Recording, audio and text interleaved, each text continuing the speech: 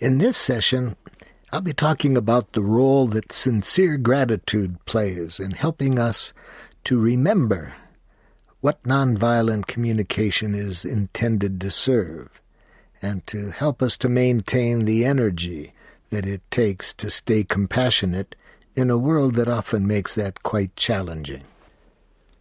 In an earlier session, I described the spirituality that nonviolent communication was designed to serve.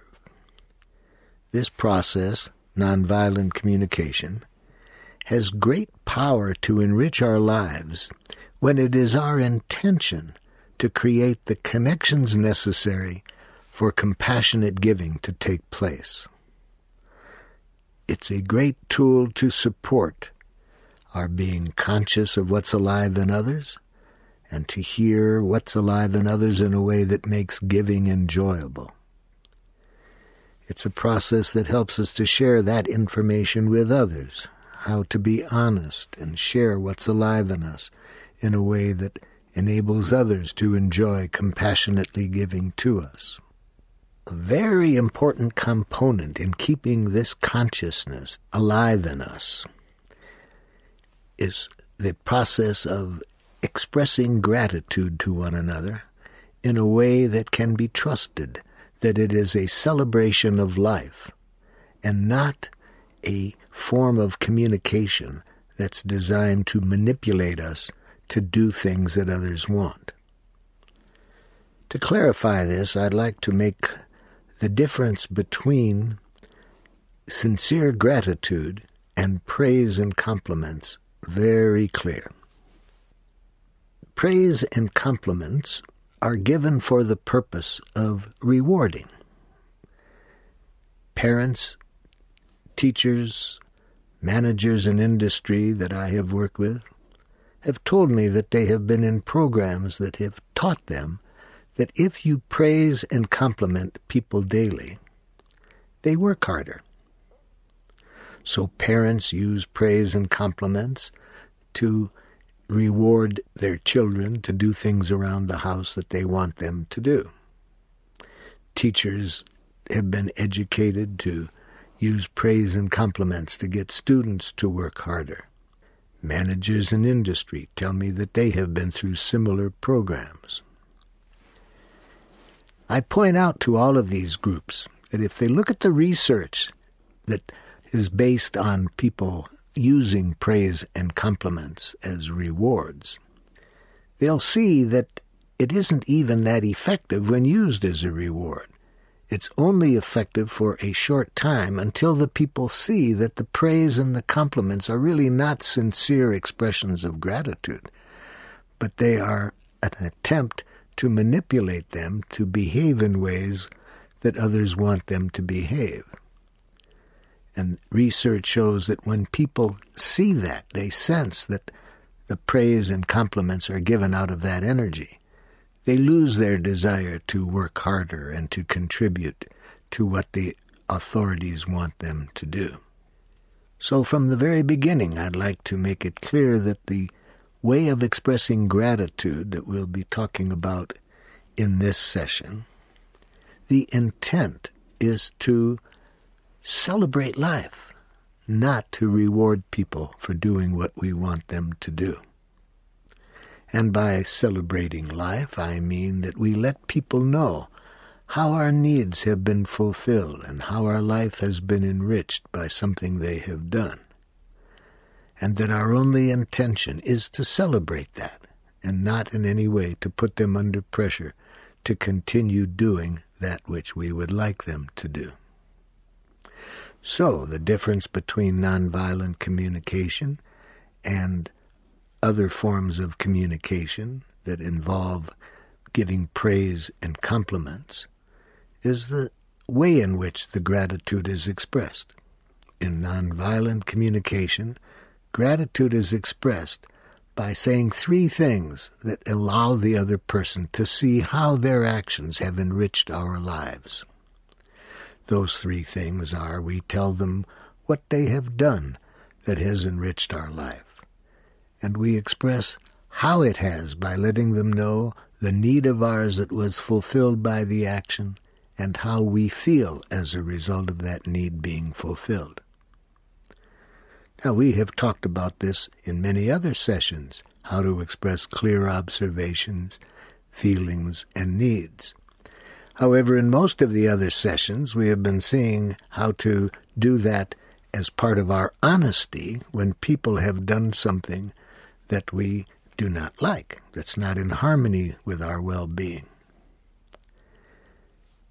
When we express gratitude, we use the same ingredients of clear observations, expressions of feelings and needs, but now we're talking about actions that have contributed to our well-being and needs that have been fulfilled and the pleasureful feelings that follow these needs having been fulfilled. So, the form that is used in nonviolent communication is clear observation, feelings, needs. It's not in the form of compliments which judge people as, that was a good thing that you did. You're a kind person. You are very attractive. Instead, we translate any compliments and rewards into a language of life that tells what was done and how life was enriched by it. And the motive is always important to keep clear. We're expressing this not to reward, not to manipulate people into doing what we want them to do. We are expressing the gratitude solely to celebrate life. Now, it's extremely important that we build into our lives opportunities to exchange sincere gratitude, that we have opportunities to express it to others and to receive it. Because every time we receive sincere gratitude, it helps us to remember how good it feels to contribute to the well-being of human beings, how good it feels to contribute to our own well-being, to the well-being of others, how good it feels to celebrate that. But we'll see in this session that there's many things that happen that block the exchange of sincere gratitude. In my trainings, I do some exercises that not only show people how to express gratitude, but make us highly aware of what are these forces in our lives that keep the flow of sincere gratitude from happening. One of these exercises, I ask people to think of a gratitude they would have loved to have received from somebody, but they didn't. And then we use that as a chance to practice what it would have sounded like if that person would have known how to have expressed the gratitude in a nonviolent communication manner. That is, what would they have said to have made clear what we did and how they felt as a result of our doing this and what need of theirs was met. After the people have written down what the gratitude would have sounded like had it been expressed in a nonviolent communication way by the other person, I ask them to use some imagination now, to imagine going to that person and doing the following. And this might require a bit of imagination on their part, particularly if the other person is no longer alive. So I say, whether the person is alive or not, imagine going to that person and telling them that you were in a workshop that asked you to write down a gratitude that you would have loved to have received and didn't. And you tell this person the gratitude that you would have liked to have received and didn't. You read it for them so they can hear word for word what would have sounded so precious for you to have heard if you would have heard it. And then I say, after you imagine saying that to the person, then ask them this question: what kept you from expressing it? And then imagine what their reaction might be to that question of what kept them from expressing it. I do this exercise because I want us all to be highly aware both of the importance of keeping gratitude a central part of our lives, and to do that we need to be conscious of the many things that go on that keep gratitude from being expressed when it is desperately needed to maintain our energy for living a life of compassion. And then when people have had a chance to do those two things, I ask them to read off both what the gratitude would have sounded like had it been expressed in a nonviolent communication manner, and we look at the reasons why people believe they didn't receive the gratitude. Then I ask the people to think of a gratitude they themselves have not expressed, that they would really feel horrible if they didn't get a chance to express it to the other person before that person died. And I ask them to write down the gratitude in a way that communicates the three things we're trying to communicate when we express gratitude in a nonviolent communication way. I say, make it clear to the other person what they did that enriched your life, how you feel right now when you think about that, and what need of yours was fulfilled. And then after they have a chance to practice expressing the gratitude in this way, I say to them, what has kept you from expressing this gratitude? If it has meant so much in your life that you would hate this person to die without having heard it, what has kept you from expressing it till this point? And they write down that answer. And so then we look as a group on what are the forces that go on within us and that we think go on within others that keep us from having an open flow of gratitude. Now, some people, unfortunately, think that gratitude isn't necessary. They think there's just certain things you should do. It's your obligation and duty, and that you shouldn't have to have any gratitude for doing them. You should just do them. I feel very sad at how many people seem to have that feeling, and how many people work in workplaces where gratitude isn't really expressed, where people are expected to do certain things, and they feel obligated to do it, and there's no space in that kind of thinking for sincere gratitude to be part of the workplace or the living environment. And many people not only think it's not necessary to say it, they don't see any reason why they should have to hear it. If they know that it is their obligation, why bother to have to hear any gratitude? You just do the work because you know it is your obligation or duty. To get people out of this framework, I have been telling a story for years.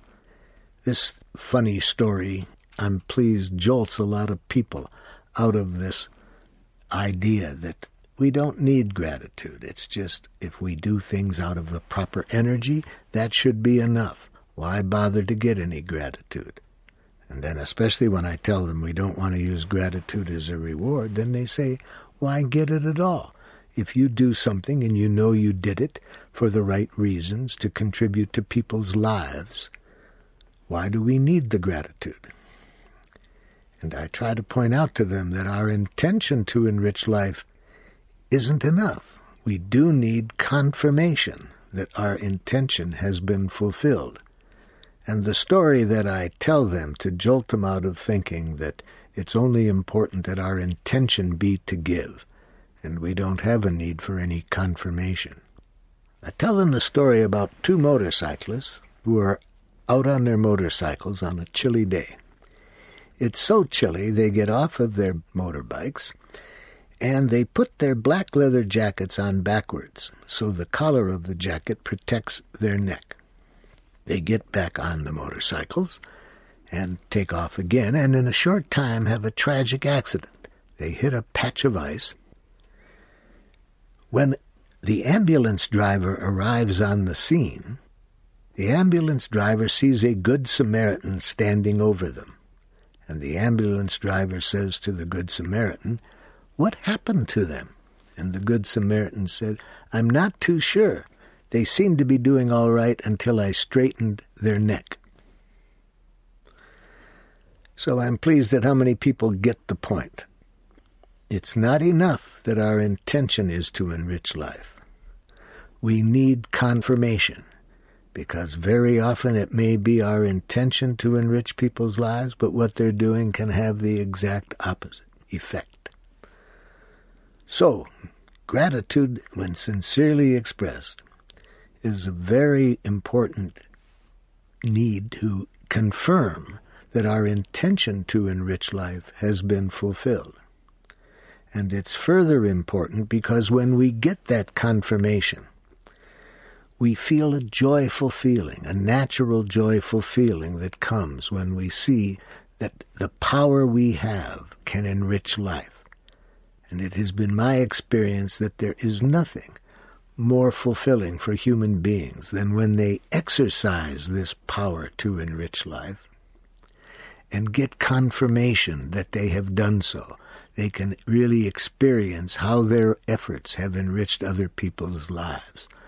The more we carry that energy within us that comes when we receive this confirmation, the easier it is to continue to relate in a compassionate way with other people, even under difficult conditions. Because what can feel better than using this power we have to enrich life in the service of life and seeing how our efforts have made life more wonderful for people? But given its importance in power, then it's all the more important that we look at what is keeping us from doing it.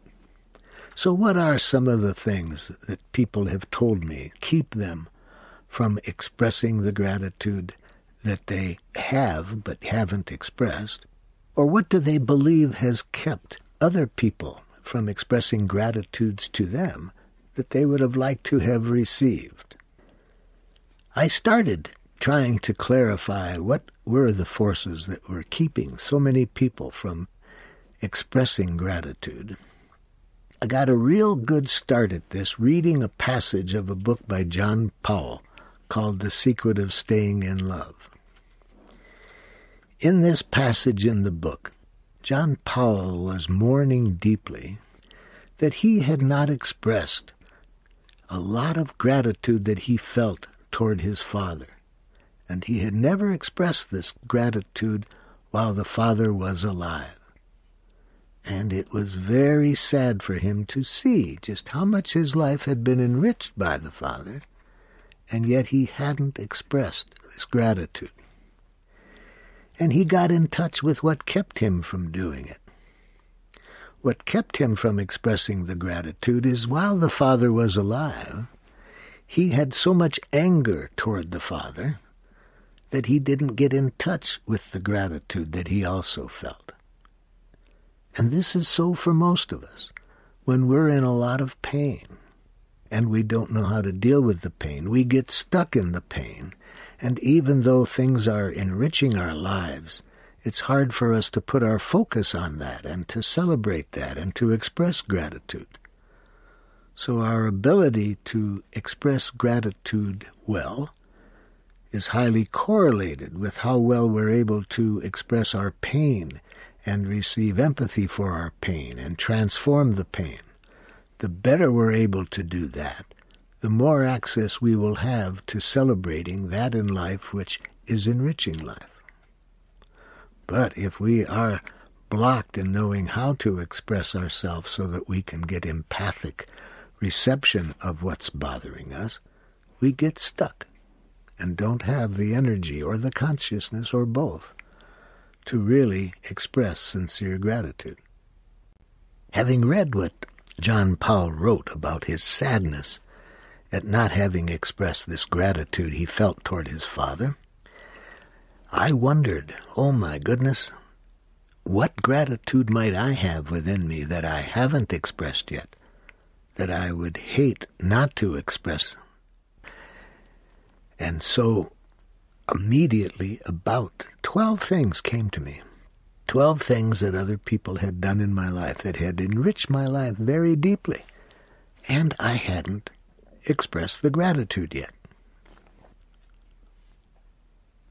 I wanted to avoid the sadness that John Powell experienced when he realized that he hadn't expressed this gratitude to his father. I wanted to make sure that this gratitude that I was feeling but hadn't expressed, I would hate to think that the other person would die before they could really know how their actions had enriched my life. And I wanted to find out what kept me from doing it. So for each item of gratitude that I hadn't yet expressed, I asked myself the question, what kept me up until this point from expressing that? I then took steps to make sure that as soon as possible I would get to these people so I would have a chance to express the gratitude in person. One of the gratitudes that I realized I hadn't expressed yet, I made reference to in an earlier session. I mentioned how it enriched my life to see my uncle come to my house each day and help my mother take care of my grandmother who was totally paralyzed. And I mentioned in this previous session how much that meant to me, to see that there was this quality in human beings, that they enjoyed contributing to one another's well-being. How much I needed to see that and experience that at a time in my life when there was so much violence going on around me. So I went to the uncle the next time I had an opportunity, because I wanted him to know, and I realized I had never told him what a profound effect that gratitude had had on my life, how I kept thinking about it over the years, how it was never far from me, how much it meant my need to remember that we human beings were meant to contribute to each other's well-being, not to get caught up in all the violence. And I expressed that to him, and I'm pleased that I made it pretty clear. I let him know that that smile had enriched my life in such a profound way. And I could see in his eyes that he received the gratitude. I could see how it was enriching him. And I also asked him, I said, Uncle, how did you learn to do that? How did you learn to stay compassionate? I understand that you had a rough upbringing, that you went through a lot of trauma in your life. How have you managed to stay compassionate so well? And he liked the question, and he thought for a while, and he said, well, you know, I was very fortunate to have good teachers. I also happened to be around people who I saw enjoyed contributing to other people's well-being, and it was easy to learn from them. And I said, could you give me an example who one of these people were? Oh, he said, you know, the best teacher of all I had. It was your grandmother. Well, of course, when you lived with her, she was very ill. But when she wasn't ill, oh, how wonderful it was to be around her and to see how she contributed to people's well-being and how much joy she felt in that and how much people received from that and how much they enjoyed her presence. So I learned so much from her. And I said, could you give me an example, Uncle, of one of the things that she did that had great power for you in helping you remember the joy that we feel in contributing to people's well-being? He said, well, there's so many things she did, it's hard to pick one out. He said, well, has your mother told you about the time that she brought Taylor and his wife and 2 children into the house when they lost their house during the Depression, and they stayed in the house for 5 years? I said, oh, yes, my mother told me that story, Uncle. And then he went on and told me 2 other examples of how my grandmother helped people in distress. I said, oh, yeah, my mother told me that. And he said, well, then certainly she must have told you about Jesus. I said, what? No, she didn't tell me about Jesus. So he went on to tell me this story about Jesus. One day a man showed up at my mother's back door. He had a wild beard, and around his neck he had a tree branch in the rough shape of a cross. And like many people did, knowing my grandmother's generosity, he said he was hungry and would appreciate some food. So she invited him into her kitchen, and while he was sitting there eating, she asked him his name. And he said, "My name is Jesus." Now my grandmother then asked him, "And what is your last name?" And he said, "I'm Jesus the Lord." When my uncle came in the room, my grandmother introduced him as Mr. the Lord. My grandmother's English wasn't too good. She then asked this man, "Where do you live?" And he said, "I don't have a house." And she said, "Where are you going to stay tonight? It's very cold outside." He said, "I don't know." She said, "Would you like to stay here?" He stayed 7 years. After my uncle told me that story, I asked my mother that night, "Mother, how come you never told me the story about Jesus?" "Oh," she said, "I thought I had. There was a story like that almost every day about your grandmother." I was very touched about this story of my uncle telling me how he had been enriched by my grandmother's generosity to people, and how that strengthened him to enjoy being generous. And that night, a song came to me about my grandmother and Jesus. There's one line in it that needs explaining. My grandmother was a very large woman, but she was a very skilled dancer. And she loved to dance. And she used to say often, "Never walk when you can dance."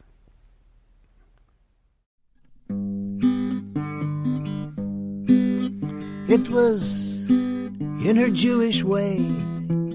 She taught me what Jesus had to say. Yes, in her precious way, she taught me what Jesus had to say. One day a man named Jesus came around to Grandma's door. He asked for a little food, she gave him more. He said he was Jesus the Lord, she didn't check him out with Rome.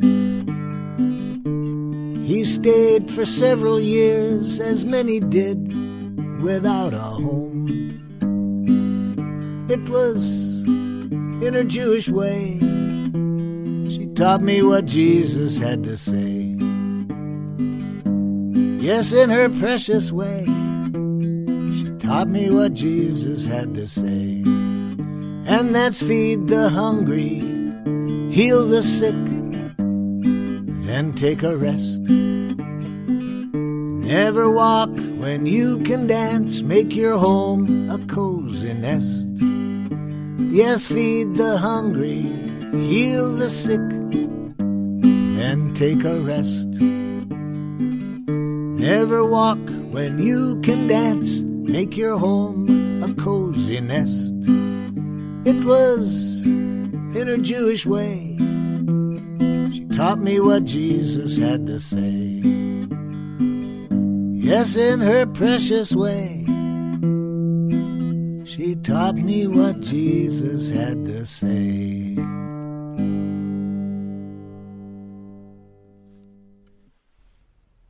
Now I'd like to discuss the reasons that people tell me that they themselves have not expressed gratitude yet, that they want to be sure they do express, and what they think the reasons might have been why gratitude they would have liked to have received, but they didn't. One of the most frequent reasons that people tell me they don't express gratitude is, well, they think the other person knows that it's not necessary. And that was one of the reasons I saw that kept me from expressing some of the gratitude that I didn't express yet. I tell people when that's their reason for not expressing it, I tell them that I went to the people that I didn't express my gratitude to because I assumed that they knew it. And I asked them, "Did you know it?" And half of them did, and half of them didn't. But even the ones who did still told me they would have liked to have heard it. So since then, when I tell myself, oh, it isn't necessary to express gratitude, they know. And I'm also now quite eager to express the gratitude, even if I think they do know it. I still want to have the opportunity to express it directly and have them receive it. Another frequent reason why people tell me they don't express the gratitude, they're afraid that it would be embarrassing for the other person. The other person would not know how to take it in very well. And I certainly had that for one of the gratitudes that I didn't express to my father. There was something that he had done that I had found greatly enriched my life, and when I asked myself why didn't I express it, it was for that reason, that I guessed that it would be not easy for him to take in that gratitude. But I certainly wanted to be sure that he did take it in before it was no longer possible for me to tell him. So the next time I met with him, we went out for a walk together, which we usually did. And while we were on the walk, I said, "Dad, I'd like to express a deep gratitude I feel for you." And before I went any further, just what I predicted would happen was starting to take place. I could see he got very nervous and said, "Oh, heck, don't worry about expressing anything like that. You're a good son." I said, "Dad, I really would like you to hear it. It's a very deep gratitude, and I really want to express it." And I told him what this gratitude was, what he had done, and how much it had enriched my life. And I saw it was hard for him to take in, but I could see in his eyes something happened to him as a result of taking it in. And we continued on our walk silently for about 10 minutes after I expressed the gratitude. And then he said to me, "I've been thinking, I can't remember ever hearing a gratitude from my own parents." And I could understand from the life that he led as a child why that happened. My grandparents were very loving people, but they were all poor, and just doing the work that was required to survive took everybody's energy. And under those circumstances, it's often not easy for people to get out of their pain long enough to celebrate life and to express gratitude. And I thought how horrible that would be for people to not get gratitude. And over the years since then, I've asked a lot of groups, are there anybody in the group that has never received a sincere gratitude as we're learning how to express now? And it's sad to me how many people in the group cannot recall really receiving a sincere gratitude that deeply enriched their lives. They can require people saying some thank yous to them, but they couldn't remember ever receiving a gratitude expressed that clearly communicated what was alive in the other person when they did what they did for that person and how that person's life was enriched. How sad that this can go on and we don't take time in our lives to celebrate it, or we don't know how to express it, or we're afraid that it's going to embarrass people so we don't express it. Now, it's not only important to express gratitude, it's also very important to receive it well. And I find out this is one of the hardest things for people to do in a way that's consistent with nonviolent communication principles. Because nonviolent communication suggests that we empathically connect with any message that's coming at us, that we hear the feelings and needs being expressed by the person. Well, if a person is expressing a gratitude to us, this means to hear the feelings and needs being expressed, to see how our actions enrich the other person's life, to connect empathically with that. But for many reasons, I find this is very hard for people to do. As I told you, it was hard for my father to do. He had not been in an environment where much gratitude was expressed. He just didn't have much opportunity to know how to deal with gratitude.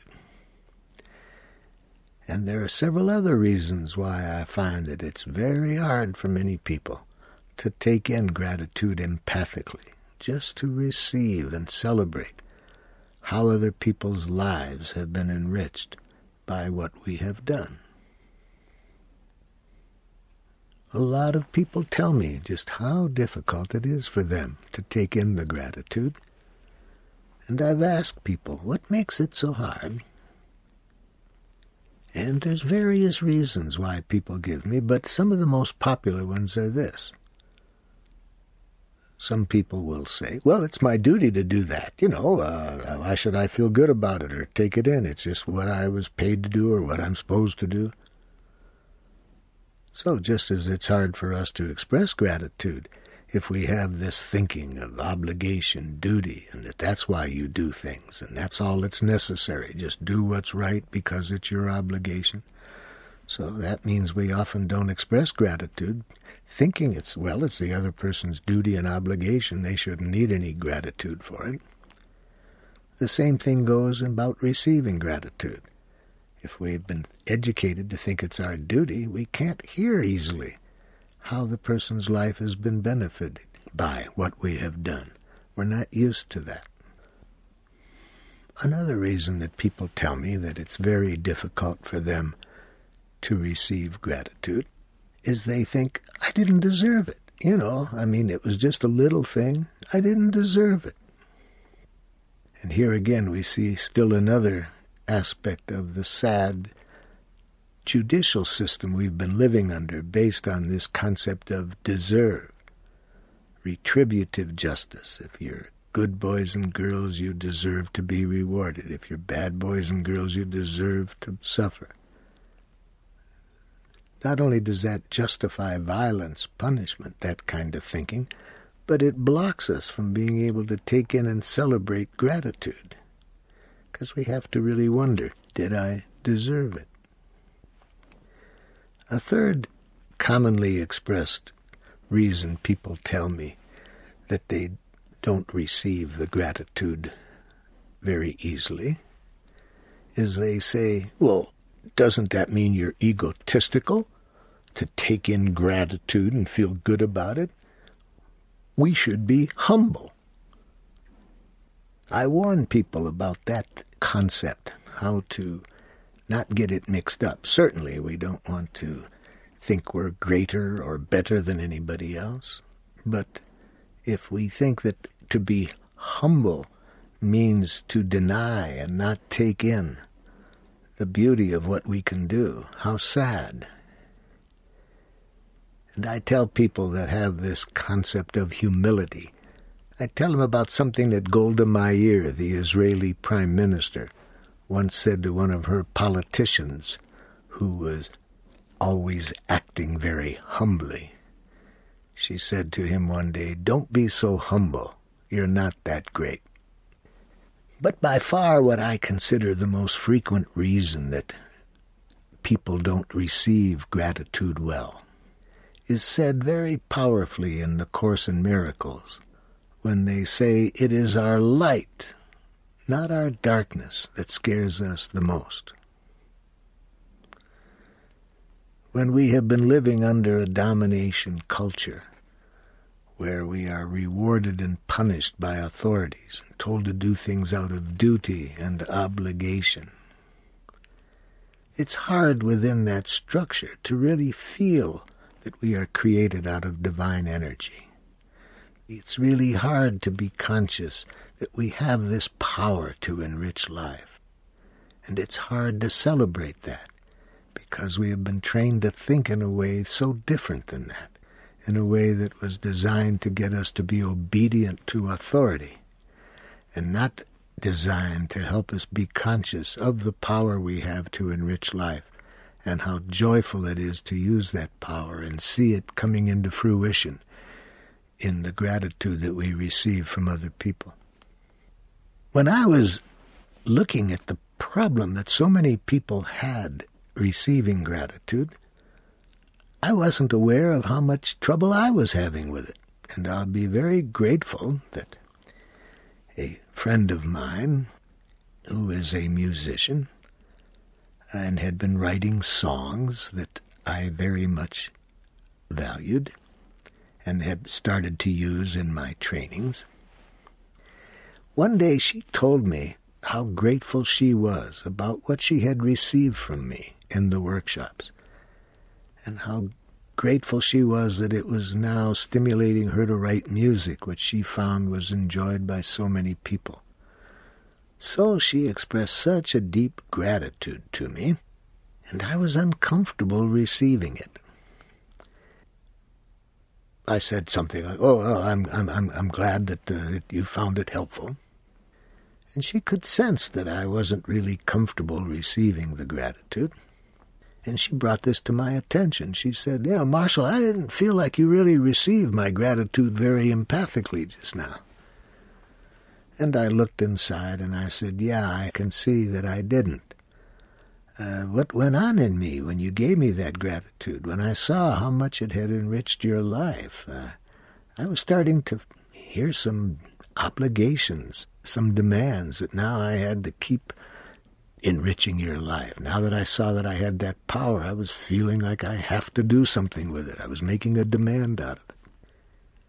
She told me how painful that was, that her gratitude hadn't been received empathically.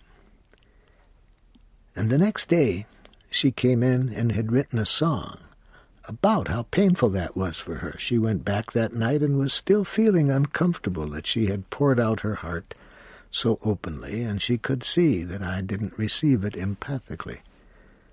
And she wrote the following song that really helped me to see how important it was to learn how to receive gratitude empathically. When I Come Gently.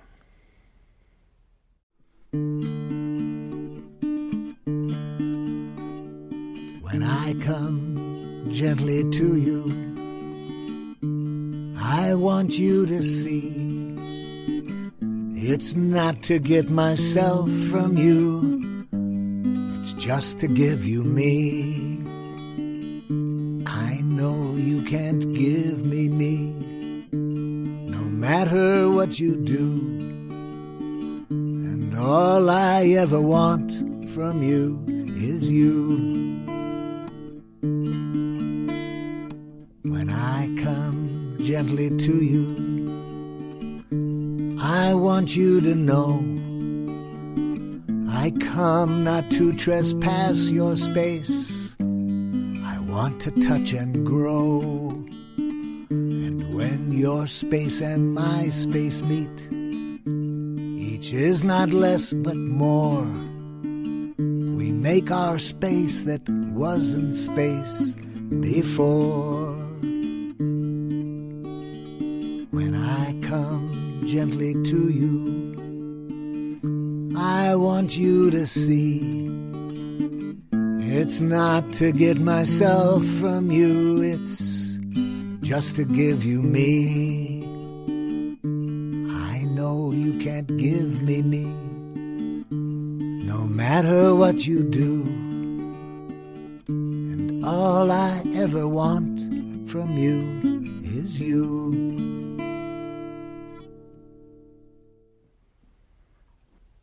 Two weeks later, we both had an opportunity to continue our learning about how difficult it was both to express gratitude and not have it received well, and why it was so difficult to receive it. Except now we reverse the roles, because 2 weeks later, I was expressing a deep gratitude to her about how much the music that she brought into our training, how much it enriched my work and my life. And I expressed it pretty deeply, and I could see that she couldn't take it in. And I could see how badly it felt to really be coming from the heart with a gratitude and not have empathic reaction to that. And that night, she went home and could really see how hard it was for her to receive gratitude. And this song came to her. And this song is called Why Is It So Hard to Believe?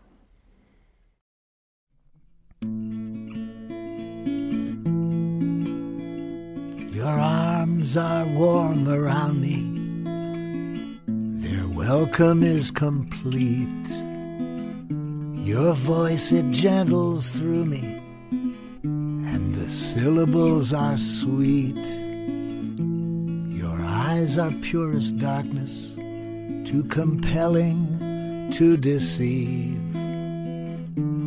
Why is it so hard to believe? It's just as much a mockery to touch the truth and be unable to receive it as to speak hypocrisy, to stand before a gift of self unable to receive. Why is it so hard to believe?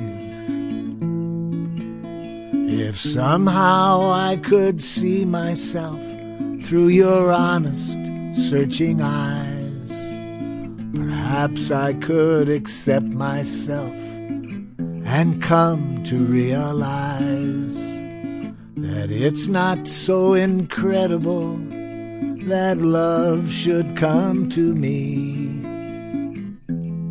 Why is it so hard to believe?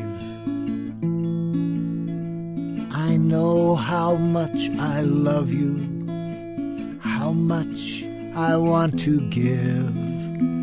Your trust affirms my love for you and lets my loving live. To give is domination if I can't also receive. Why is it so hard to believe?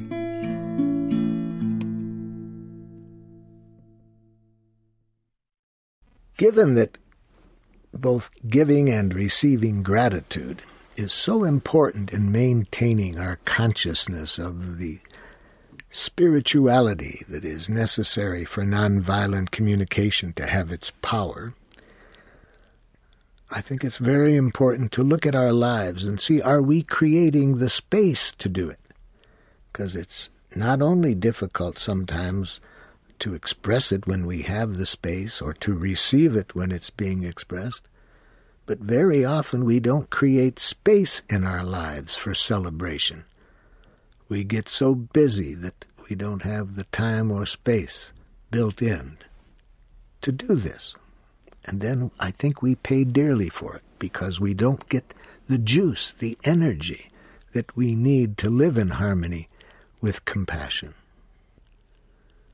So I've done some things that have been very helpful to me. I've built some things into my life that help me to remember to leave space for sincere gratitude and celebration. For example, one of the things that I have learned to do each day, which I'm very grateful for, is I keep a book, a gratitude book. And before I go off into the world that day, I like to make some entries into my gratitude book. Now, what do I put in that book? I like to think of at least one thing that I have done within the last 24 hours that I want to celebrate. It might be something I did that enriched just my life, or it might have been something I did that contributed also to someone else's well-being. But what I like to do is write down what it takes to help me see those three things that are central to gratitude as expressed in a nonviolent communication way. That is, I write down something that helps me be clear, what did I do that I want to celebrate? Second, I write down, how am I feeling at the moment that I'm doing this? How do I feel right now, remembering what I had done? And three, I write down what need of mine was fulfilled by my doing that. And then when I have those three things written down, I want to celebrate it. I want to take it in. Because when I can slow down and just take in what I can do, how good it feels to see how I've enriched life, how good it feels to see what need of mine was met by doing that, to slow down long enough to take that in, I just draw a little flower just to give myself the time to celebrate this act. Now, Many days I may write down more than one thing. I may write down several I've done. But I want to at least think of one, because I at least like to start the day by thinking of at least something I've done that has enriched life and how good it feels to do that. Then I think of something somebody else has done that has enriched my life in the previous day. And I write down those three things. I write down what they did. I write down how I feel about them having done that. And I write down what need of mine was fulfilled by their doing that. And then I draw a flower, just to slow me down so I can just let in what they did and how good it felt. And then I ask myself this question: have I expressed clearly to that person just how much my life was enriched by that act? And very often I find that I either didn't or I expressed it in a lazy, nonviolent communication way. Now here's how you express gratitude in a lazy, nonviolent communication way. You say, "Thank you." And sometimes that's all we need to do. Sometimes just saying thank you. The person can see, they know what they did. They can sense perhaps how we feel and what need was met. But there are some gratitudes that I want to be sure the person really got clear just how much what they did enriched my life. So then I want to find out from this what kept me from it. And I write down what kept me from it. But then when I haven't done it, this gives me another chance. This makes me aware, and then if I'm going to see them again that day, it gives me a chance to express it to them in person. But if I'm already traveled to another place, I can always call them or write them a letter. But I want to be sure that gratitude in my life, gratitude that I have for others, is expressed. And I want to make sure that gratitude that others express to me is received. Now, I also would suggest that we build into our lives not only space to stop and celebrate what we can do, that we feel good about, but that we see how good it can feel to others sometimes if we share with them our celebration of what we can do, if we do it in what I call non-sneaky bragging. I use that phrase after working with a friend of mine who was living in a low-income culture in San Francisco, and he was a person of color, and for various reasons I asked him to travel with me to the Midwest of the United States to help me in some work I was doing there. And after 3 days in what was for him quite a different culture, I was curious about what it was like for him. And I asked him, I said, "Hey, what's it like being in this culture with all these white people and most of them college professors, and what's it like?" And he said, "It's okay, man. But what really drives me nuts, to tell you the truth, is the sneaky bragging." And I asked what he meant by sneaky bragging. And he said, "Well, like at the lunch table today. You heard this woman talk for 20 minutes giving us all this facts about how she, had gotten a research proposal funded, and she was talking as though this was just interesting facts that she was given. It was obvious she was trying to celebrate that she got something she worked hard for. Why couldn't she just come out and say how good she felt about what she did?" And when he told me that, it just really struck me about the difference in cultures, because when I was up at his place, where I stayed when I was working at that time in his region, I noticed how when his friends came in the house, they didn't do sneaky bragging. They came right out and celebrated something they had done that day, and how they made clear how they felt about it and what needs of theirs were met. They did it in their own cultural style. And I thought, yeah, how wonderful that was that people could do that. And I also thought at that moment about a book I had read recently about research done on why conversations are boring in middle-class culture. And it was for this reason, that when people really want to celebrate something they've done, They think it might sound egotistical or self-centered to be open and honest about how good they feel about something they've done, so they bury it behind a bunch of words that talk about the situation, but don't really indicate how good it feels to them to have done what they did, and they don't make clear what needs of theirs were met by doing it. I was thinking of this on my way to my next training, which I was going to do at a prison. And this was a prison I'd worked at before. And when I came in, the director of the prison said, "You're going to have your hands full with your group you're working with today. There's been lots of tension on the ward, even more than usual." Well, there usually was a lot of tension, so I thought it's probably going to be something today. And then as I got in the room, I was with about 20 prisoners and about 6 guards. I could see in their faces they were all upset and just ready to get at each other. And I said to them, "Before we start the workshop today, I know we got lots of tension to deal with, but I've been thinking on the way here something a friend told me yesterday about what he called sneaky bragging and how people are reluctant to express something they've done that they feel good about. So before we get into all the heavy stuff today, let's go around, and I'd like each of you to tell me one thing you've done recently that you feel good about. Tell me what you did and how you feel about doing it and what need was met.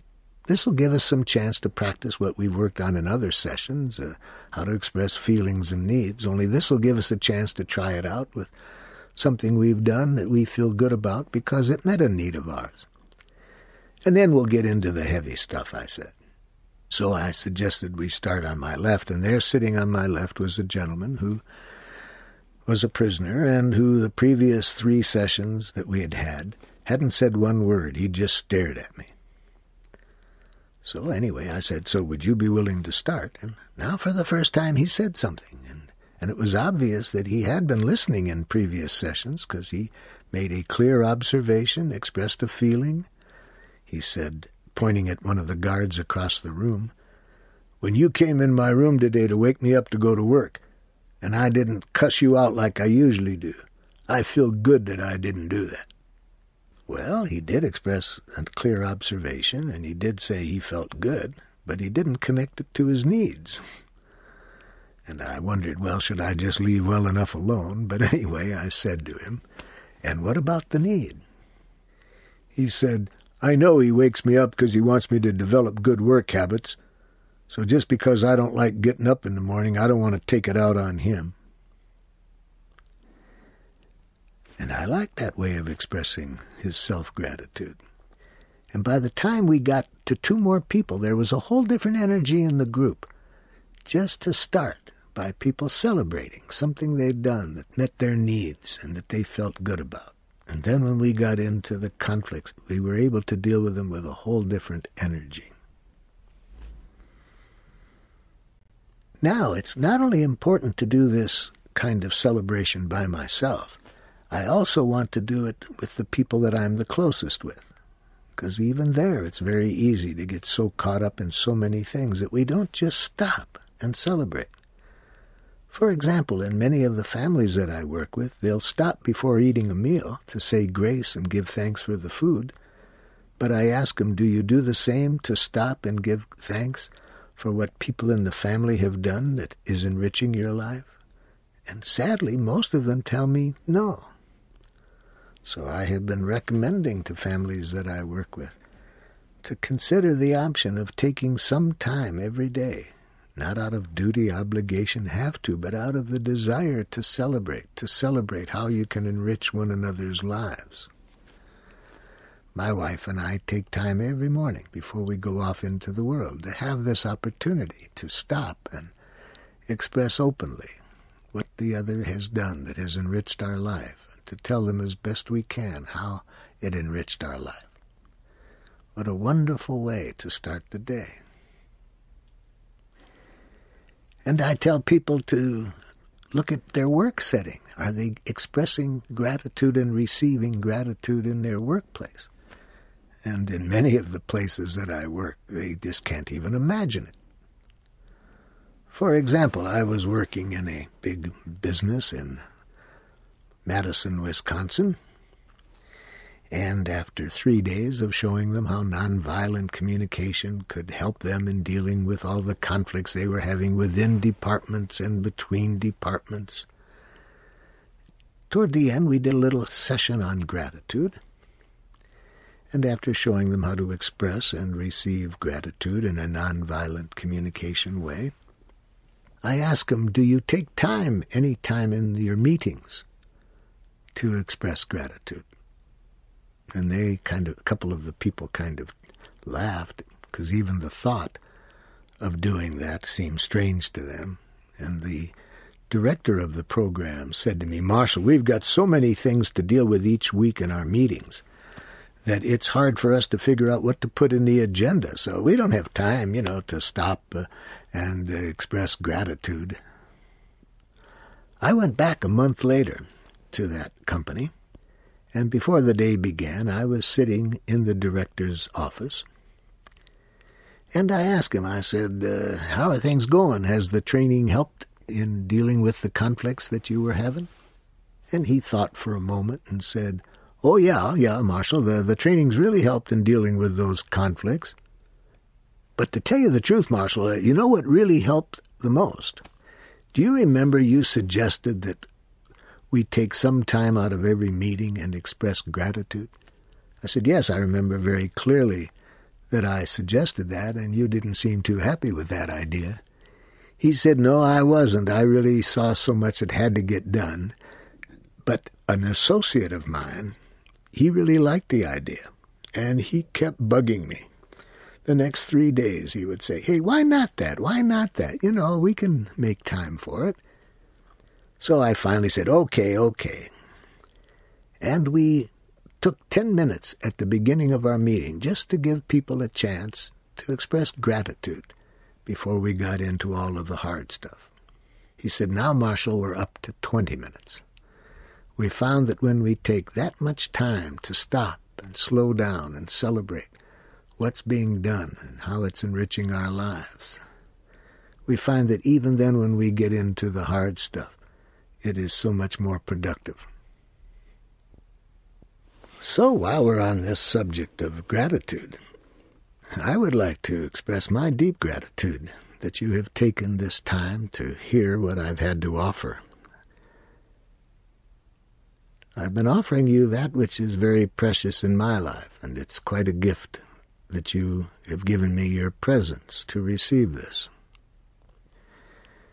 And I hope that these sessions have strengthened your awareness of the preciousness of connection that is possible for us at any time with any person. A precious connection that I like is described beautifully for me in the following song. And the song is Revelation.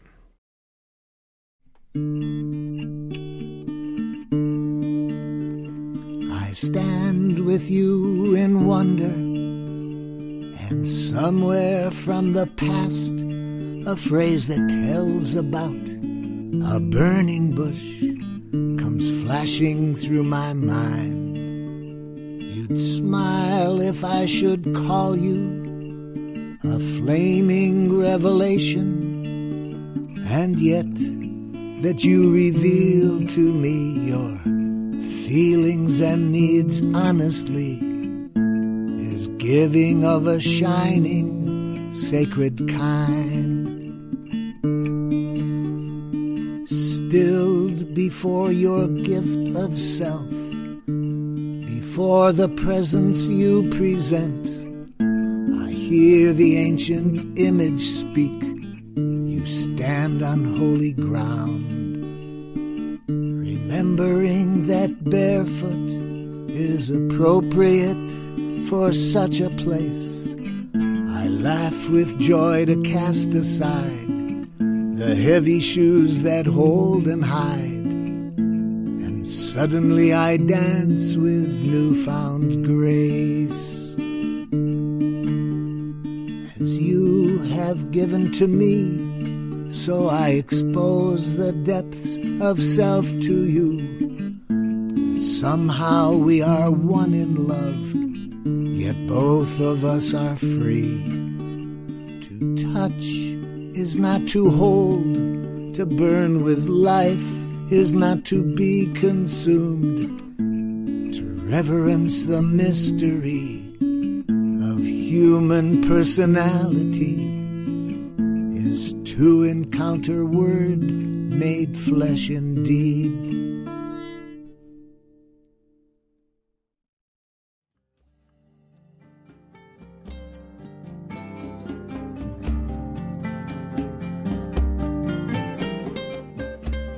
This concludes the Nonviolent Communication Training Course with Marshall Rosenberg.